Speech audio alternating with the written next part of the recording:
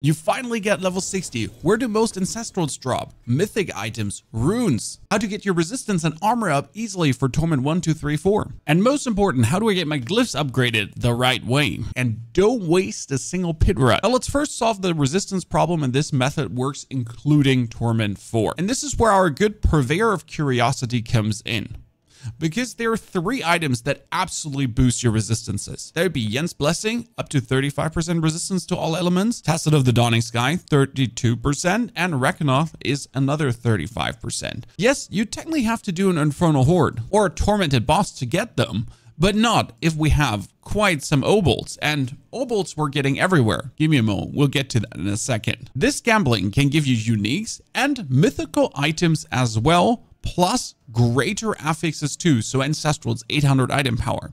And since we have 2 boots that are uniques, and both of them could give us all resistance, it's the most opportune to just gamble for boots. That is already a Yen's Blessing.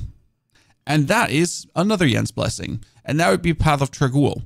Just like this, I would have, with level 60, my resistances figured out for all the Torment tiers. Just masterwork this up 4 times, maybe 8 times, and you're done. And it only cost me 300 Obols to do so. But where do most Obols drop? That would be one's open world events, and you're going to do them in the Helltide. Why in the Helltide? Because you're getting cinders at the same time, and you can open chests for even more loot. Now for these open world events, there's even a map. If you go on helltides.com, it shows you the current available Helltide and also the location of every world event spawn, so you can just farm down these Obols easier than ever. A second location would be the pit, and you want to do the pit anyways to get into further Torment tiers and to get yourself your glyphs upgraded. For the glyph upgrade, we have a timestamp if it's itching in your fingers to know. Now, one very important thing before you gamble at this, man, press U and then click on the seasonal blessings, because we get the Urn of Curiosities. Boost the chance of receiving a second item. Activate this always. You might be only having 4 points in total at this point. Then just take them out. It costs only 30,000 per point. That is not a lot. You can easily just get this refunded and then put 4 points into the Urn of Curiosities.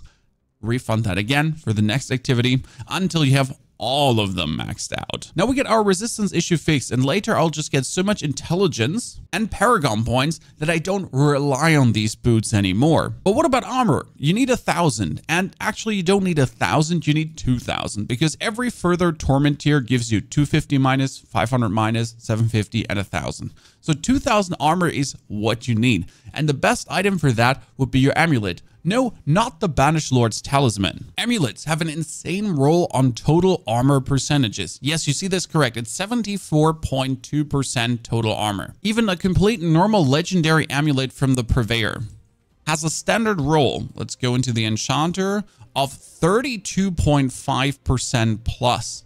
If you just want to get your resistance up in the beginning, get your amulet with a 32.5%, then head over to the Smith, Tampering, Defense, try to get the next total armor percentage here as well.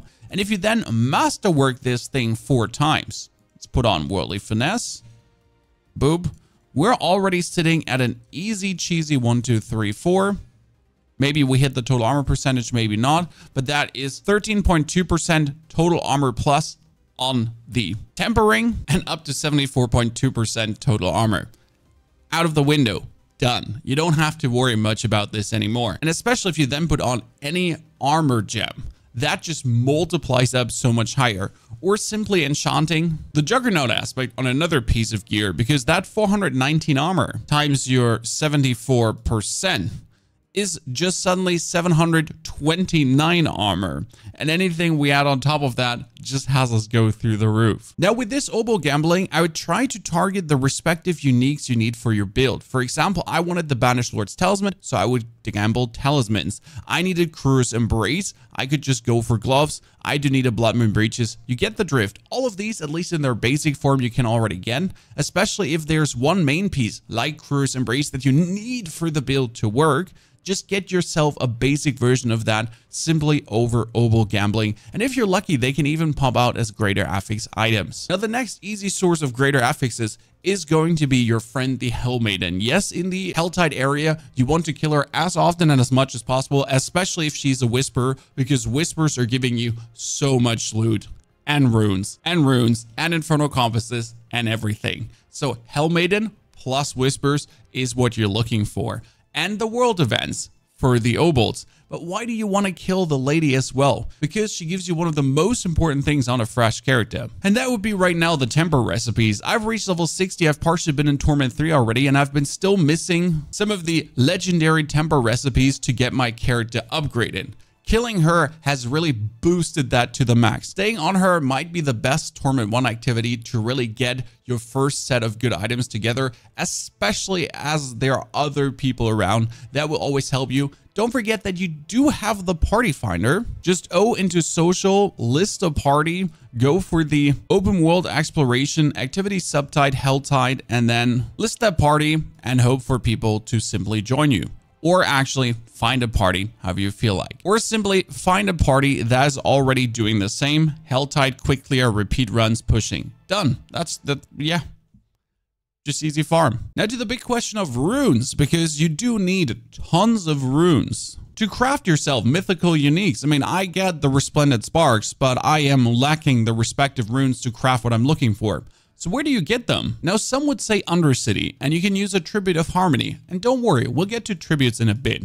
But the best way to actually go for them is simply killing tormented bosses. And it doesn't actually matter on which tormented tier you're doing that. They're always dropping runes.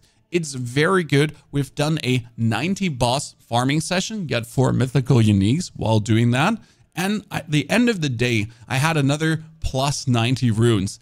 My inventory was flush. I had everything left, right, and center. So if you're really looking for that, it might be better to just kill those bosses, as you get tons of materials for boss summoning by just playing the game, by just doing the reputation and going to the reputation vendor, by doing your seasonal journey anyways. That one gives you tons of materials as well. And if you don't have enough boss summoning materials, you can still get yourself a Seething Opal of Torment, not equipment, not gold, not materials. No, it's called Torment, for more boss mats and Infernal Compasses. Or alternative, if you finish a Realm Walker in Nahantu. Yes, the Realm Walker needs to be in Nahantu. It can't be a Realm Walker in the bigger area. You can get yourself an Opal of Socketabolts. And with this Opal on, and just simply doing the Helltide, you'll just get runes by existing in the Helltide. Random big elites just dropping them, the Hellmaiden dropping even more.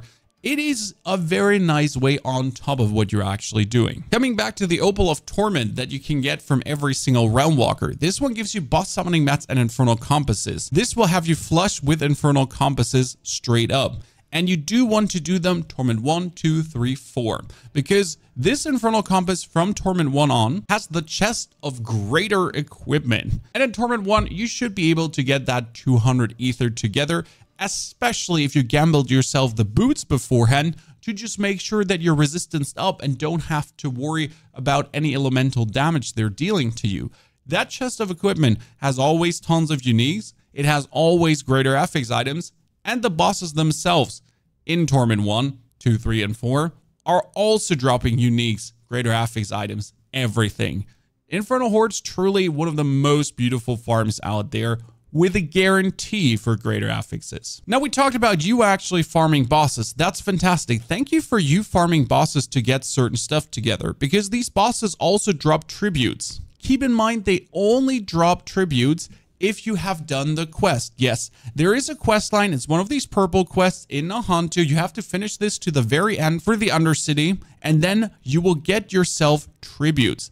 Tributes are from every activity. Just opening a chest, killing summoned bosses drops quite a lot of them, and the Tree of Whisper. And these tributes are amazing to get yourself summoning mats. Yes, even more summoning mats. You can get yourself runes, but most importantly, there's a rare one that can drop, and it's called the Tribute of Radiance. There's one keyword here. It says Resolute.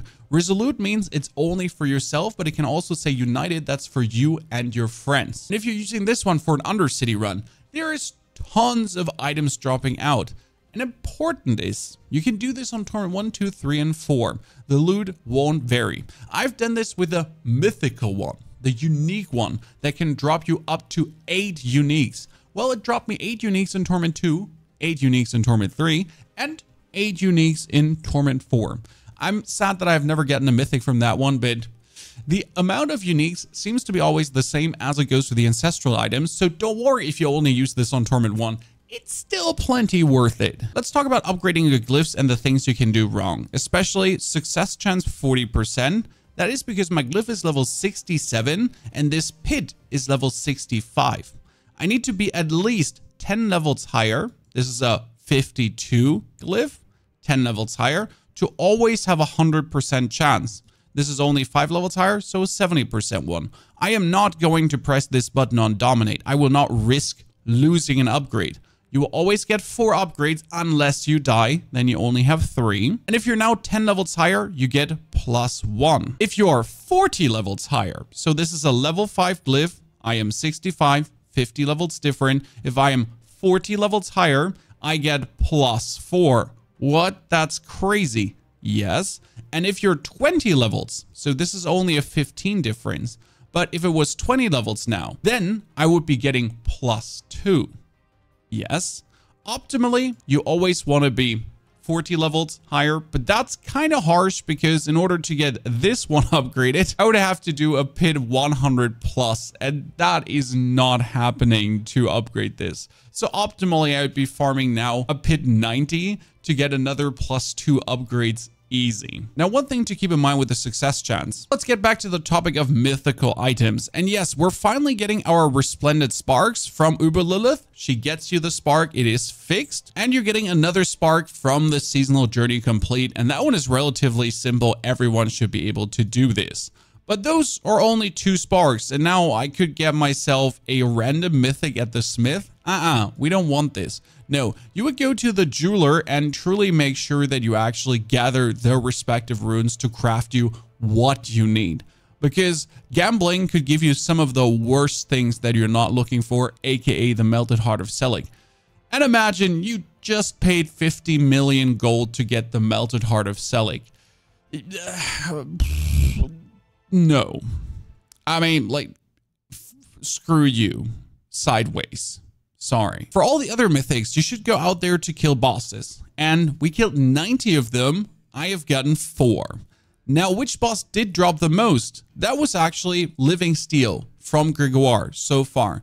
Keep in mind, though, that Duriel with the Shards of Agony and the Mucus Licks Axe, and Indariel with the Sand-Scorched Shackles and the Pincushion Dole, they still have the biggest drop chance for mythics. It used to be a bit different with tormented bosses where you needed the Stygian stones to actually summon them.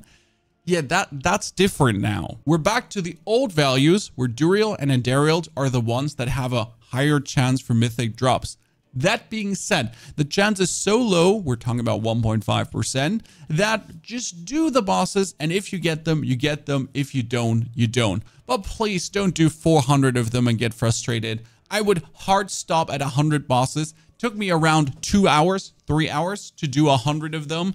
Hard stop. And just like, if you didn't get anything, well, you're unlucky for this season. But don't you please ruin your fun and do like 500 or 1,000 and then get frustrated and stop playing the game forever. I would like to see a pity mechanic for this. Truly. 2 more things for power, and that is Obducite for masterworking and then Paragon pathing. Obducite you get from Nightmare Dungeons and Infernal Hordes, and Infernal Hordes is the only thing that's worth it. And here we're looking at the Torment tier difference, because if I do 500 Ether in Torment 4, that's 4,000 Obducite. In Torment 3, that's less, 2 and 1 as well. Now, obviously, if you do want to have some Obducite to upgrade your gear in the beginning, especially the first 4 don't cost that much. Start doing your Infernal Compasses straight away, because with the Opal of Torment, you can get them every single time back. That's your source of Obducite, and you'll love this, as if you get above 200 Ether, you can always take the Greater Chest of Equipment and then the Obducite on top. And now coming to the Paragon pathing. The most important part is with all your points, pick up some resistance in the beginning, like every resistance node you can get past. But for the first board right now, for example, I would essentially get into Bloodbath and then I would just leave straight away. In this case, I could take some max life. I could take Bloodbath, I could take the damage reduction, and then I leave. I turn this board around, grab myself the Blood Baguettes, and then I get out again to essentially get myself the Frailty and also the Flesh Eater. Your first 100 to 150 points should be dedicated to mostly just getting your legendary nodes, because your legendary nodes are your biggest power. In my case, 69% more of a power damage. It's actually 70, but good meme there. Then we get Blood Baguettes with another 50%, we get Frailty with another 40%, and we get Flesh Eater with another 40%. My runes are powerful, don't get me wrong, but first you need to upgrade them, and this is only a 10% damage increase, this would be a 12% damage increase, and this would be a 10% damage increase again. Yes, the legendary nodes are just so much more worth it in the beginning. Try to get them at first. Then, if you have more points, you can finally refund to also make sure that you get your glyphs, that you turn the boards in the right way, that it's better or easier to access them, to then really start unlocking the important nodes for more maximum life and other shebang. Are you missing any piece of information? Drop your question in the comments below and I'll make sure to answer that. And if you're now looking for builds to put your gear, points, experience, everything just learned into, here's an amazing Necro with a Golem, super fun, or a Spiritborn kicking your enemies. This is spotter style to death. Enjoy and have a fantastic good day.